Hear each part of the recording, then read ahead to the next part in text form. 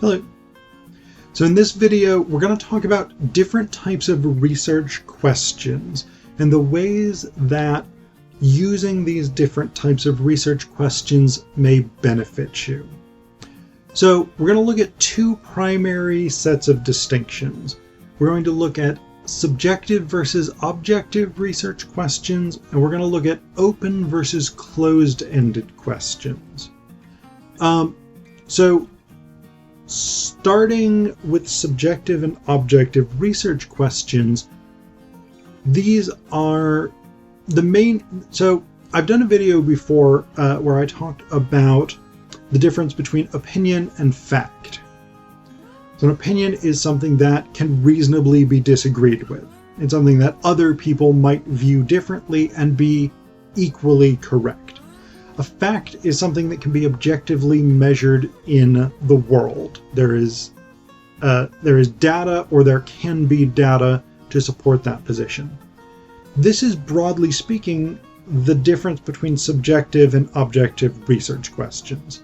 Subjective questions are things that ask us to make a judgment or ask us to maybe express an opinion, whereas objective research questions are looking for concrete data, things that can be objectively measured. So let's ask for a couple of examples here. So if we're thinking about subjective research questions, we might ask a question like, what's the best way to lower the US national debt? We might ask, what's the most effective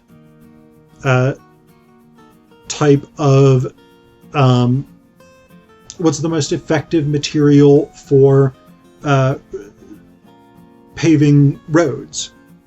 We might ask, how reliable is bite mark analysis in forensic investigations? These are all subjective questions because none of them has a concrete single answer that is based, that the answers to none of these questions are facts.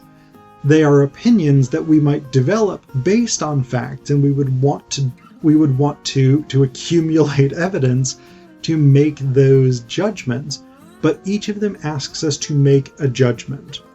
So how effective is bite mark analysis?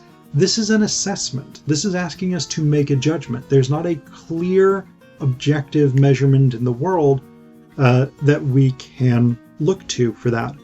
What's the best material for paving roads? Here we're doing comparison and contrast, which means we're assessing different characteristics and different criteria. So these are subjective questions. They're asking us to think about whatever standard we're setting for making a decision.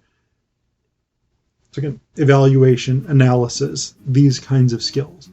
When we're looking at objective questions, these are questions that have concrete answers in the world. They're things that we can look up specific answers to. So, how many people died as a result of gun violence in the United States in 2019? There's a concrete answer to that somewhere. How many inches have ocean levels risen between 1950 and 2020? Someone has a concrete answer. That's a thing that can be measured.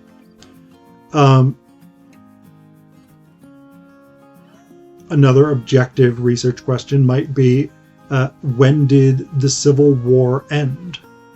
And that's a much simpler one. But when we're doing research, say you're writing an argument, say you're writing an essay or a speech or whatever it is. Say you're writing an essay, for the sake of simplicity. You want to use a mixture of subjective and objective research questions because these get you different types of data. So Objective research questions you want because these are going to tell you about the context of the world. They're going to tell you about the context of whatever subject matter you're writing about, whether that's biochemistry, whether that's literature, whether that's history, whether that's nursing, whatever it is. Objective research questions are going to give you concrete data that you can use to start building your own opinion. But you also want to be researching subjective questions. And there's a couple of reasons for this. One is because this will help you figure out what other people's opinions are. And that's useful because, especially if you're looking at the opinions of experts in the field, they're likely going to know more than you do about that subject, unless you are also an expert in the field. But the thing is, even if you're an expert in the field, it's still useful to look at the opinions of others because they may think about things in a way that's different than the way you think about it. And that may be a more persuasive answer at the end of the day. So there's that. Also, by researching subjective research questions, you get a sense of how people in this field approach the questions that you're asking. And that's really useful, especially if you're an emerging scholar in this field. If you're writing for a first-year writing class, chances are you are not an expert in your discipline. And so having other people's opinions, seeing what other people say is useful, but also seeing how they approach writing, how they approach argumentation, what types of evidence they're using, etc., etc. The other benefit of subjective research questions is that you can respond to other people's arguments. So there's a very famous first-year composition book called They Say, I Say. The basic premise here is that a lot of argumentation involves responding to other people's positions, entering conversations. And subjective research questions give you a good sense of that because you find people's opinions that you can then agree or disagree with, that you can push beyond, etc., etc. So those are the benefits of subjective and objective research questions. The second type of questions that we're going to talk about in this video are closed versus open-ended questions. And these are really this is maybe a better way of thinking about questions for something like an interview, but this is in a way a variation on the subjective and objective research question. So closed question has a definite answer. A typically single definite answer. Well, not typically single. I'll take that back. Strike what I just said. It has a definite answer. That definite answer may vary. So if it's a question like, and this is not a particularly scholarly example, but if it's a question like, do you want Mexican food tonight? That may be yes, no, maybe. But it has a definite answer, and it doesn't inherently call upon the other person to provide additional information.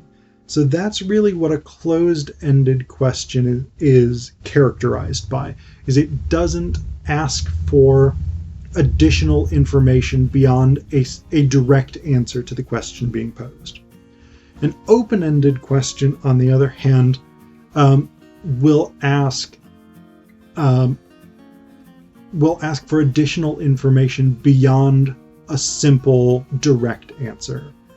So, my partner is doing a YouTube channel where she is interviewing writers, and one of the questions that she is asking of the people that she's interviewing is, what do you think the purpose of writing is, or what's the responsibility, maybe the social responsibility of writing?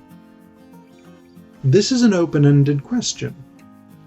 It asks the person that's being interviewed to expound upon the question, to provide additional information and explanation beyond a simple, say, yes or no answer or something like this.